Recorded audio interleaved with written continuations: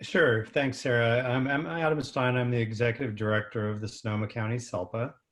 And it's fantastic to see so many people here at the CAC meeting. Never quite sure in the Zoom meetings whether we'll get lots of people, not so many, but it's great to see not just the mix of parents and educators, but also students, which is super exciting. And I think the more students we can get involved in the CAC, I know it's part of self-direction for them and advocating. I think it's fantastic. So that would be great. So Sarah, I was asked to give a little update on what's going on with the state in terms of recent information you may have heard of in terms of granting permission for small cohorts at schools and about the waiver process and all that.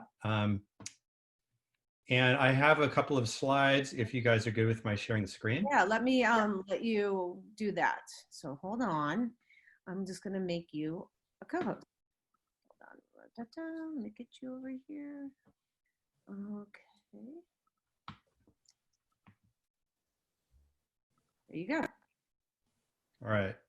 So I just have a few slides and we're going to go through those pretty quickly and then you guys should have questions. So can you see this first slide that says CDPH guidelines? Mm-hmm. Yep. Okay. So that's the California Department of Public Health.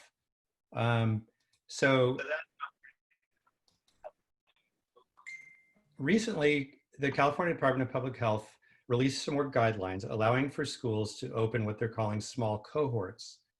And there are some restrictions around those cohorts, but they're open for school districts to begin, actually even private schools can do these without a waiver from the county, which is a different process. The maximum number of students in one of these cohorts is 14. The maximum number of adults is 2.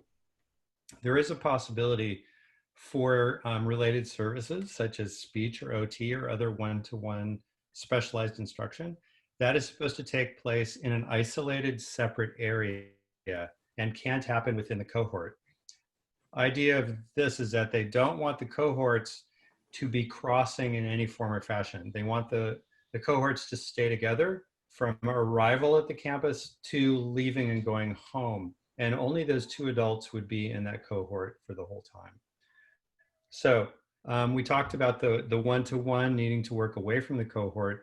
Supervising adults can be a number of things, but you cannot have instruction take place in these cohorts if you do not have a certificated teacher in play.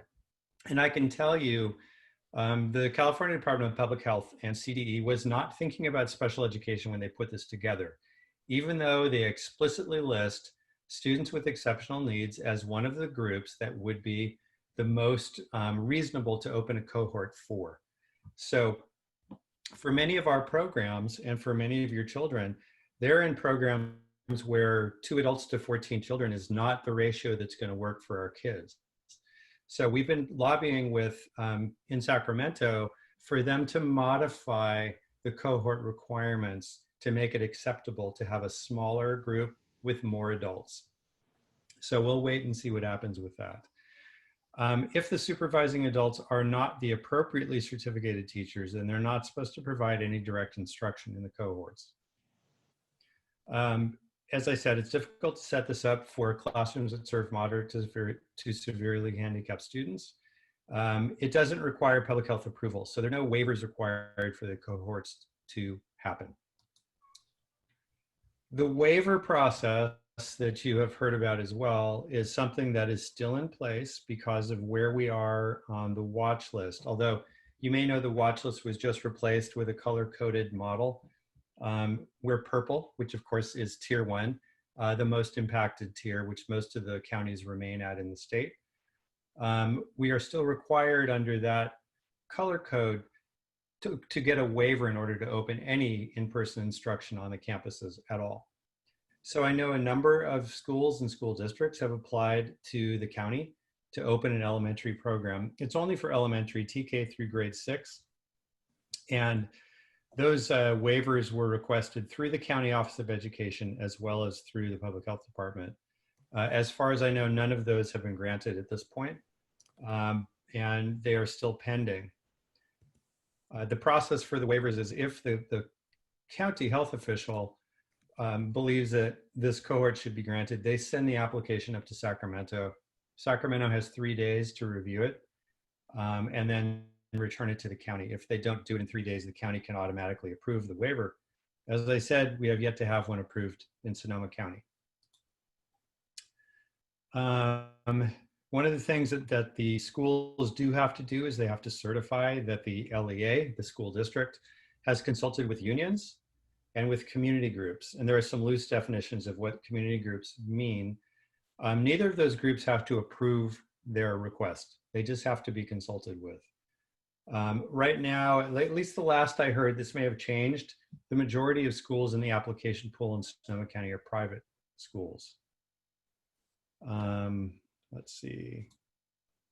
So what are the concerns and issues around distance learning that affects the waivers and the cohorts? Union agreement is a concern. We have plenty of teachers who are very concerned about safe conditions. And there's a lot of negotiation going on back and forth between teachers' unions and school district administration to try and arrive at a common accepted idea for how to open those programs. We have huge concerns from staff and family about health concerns.